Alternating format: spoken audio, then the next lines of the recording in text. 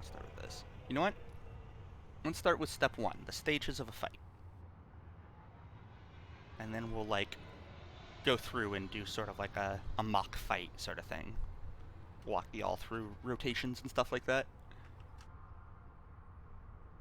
Come on. There we go. Okay.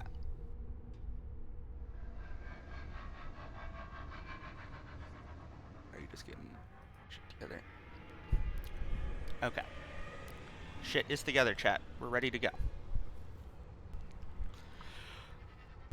The anatomy of a fight, or the stages of a fight. So, first, you got the pre-fight, right? This is before you can see any enemies. You don't see anyone at all. You can't be shooting at anyone at all because there's no one there, right? So this is the time that you can take to make long rotations if you want to go set up somewhere. This is the time if it's like a fight has already happened and it's now the next, getting ready for the next fight. You want to ult track, see, think about what ults the enemy used, what ults they might have, plan what ults you have or are about to have for the next fight, like which combos you want to use. You can go scout, see where the enemy team is. If you're a Lucio, you should be riding around looking for flankers.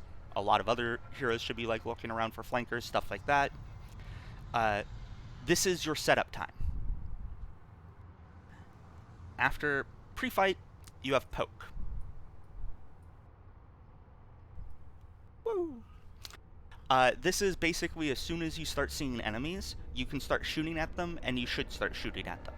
Like, as long as they are in range to be, and in LOS to be shot at, be shooting. This is poke phase. You can still make short rotations to set up. Your team probably doesn't need you, depending on who you are. But you need to be ready in case the fight suddenly breaks out. If you're making a rotation and suddenly the enemy team pushes in and starts the fight for real, you can't still be making your rotation, yeah? You have to be close enough that you can immediately go fight.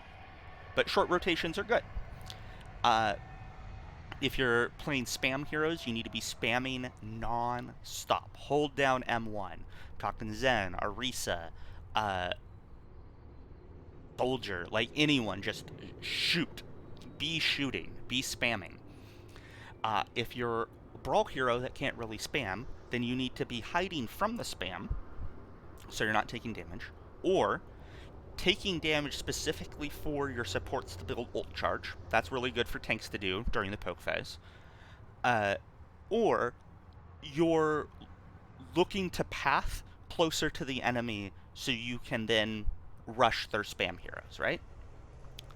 And if you're running dive heroes, then you're looking to set up. You're looking to get angles on the enemy. You're cycling soft dives. You're not hard committing, but like maybe Monkey jumps in, tasers somebody, and leaves. Ball just rolls through them and leaves. Doesn't actually stick around to fight, but like is building ult charge, is harassing them, is being annoying, maybe is getting resources out like lamps, stuff like that. That's what you're trying to do in the poke phase. And ultimately what you're looking for is to create some kind of advantage for yourself. So like, I talk a lot in this stream about map control. Map control is happening during the poke phase. Poke phase, you are trying to pressure people off of parts of the map that you want so you can take them. Yeah, map control. Once you have the advantage you need, whether that's control of the map, an early pick, you built the ults you need, they use lamp, they use bolt Zarya bubbles, you know, whatever advantage it is that you need so you can hit go, you then hit go for the engagement.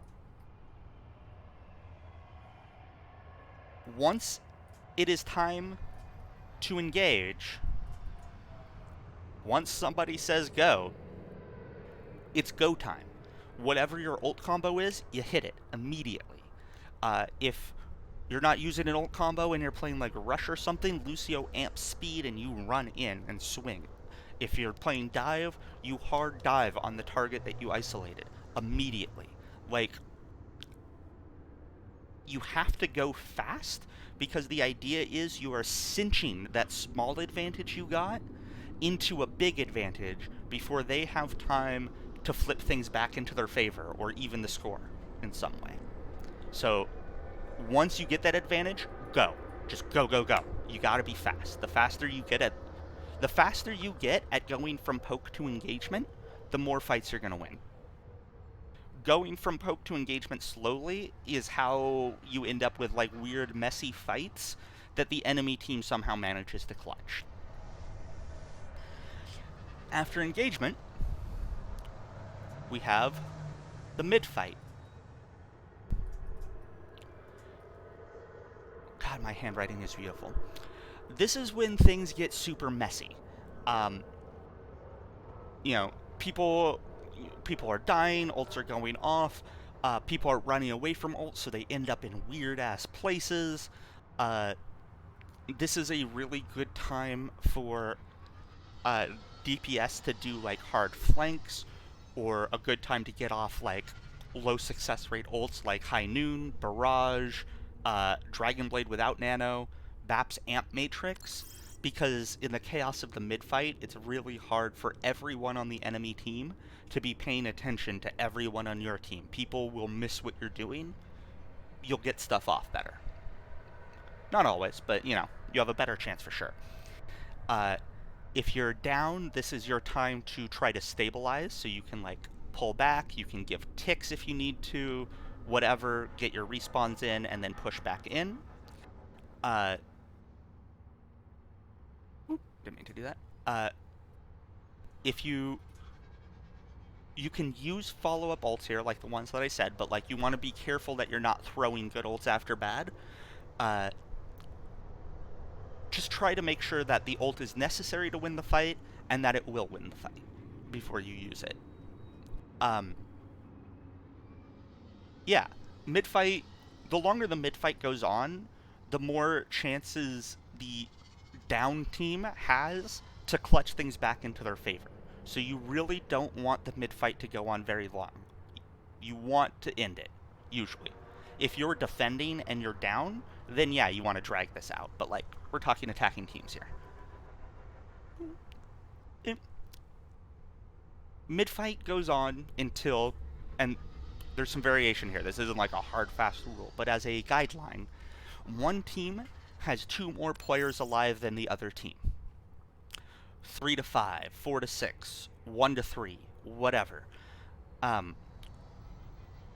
Once you have a +2 advantage, you have probably won the fight. It is incredibly hard for the other team to clutch it.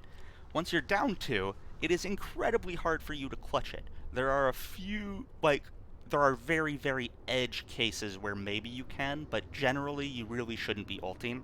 At that point, you should be resetting. It's cleanup time. Clean up. Cleanup is, well, I mean, it's exactly what it sounds like. You're just mopping up the rest of the fight.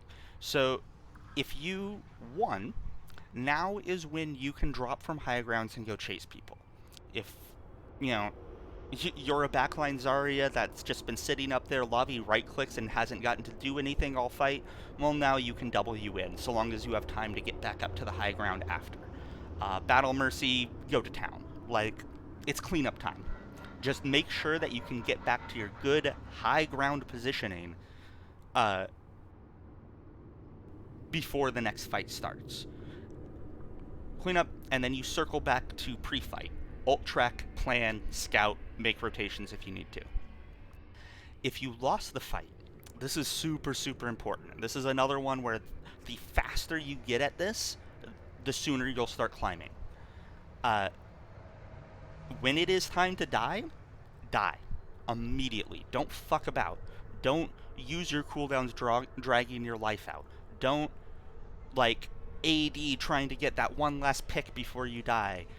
Run into the middle of them and make them kill you immediately. Or jump off the map immediately. Or, if you can get out alive, get completely out all the way back to your spawn. All the way to inside of your spawn. you're regrouping with your team that's coming from there anyway. Go all the way back to them. Because if some dumbass Lucio decides to chase you down and frags you, you just threw. Like, that is a throw move to die late. Don't do it. Die immediately or get out.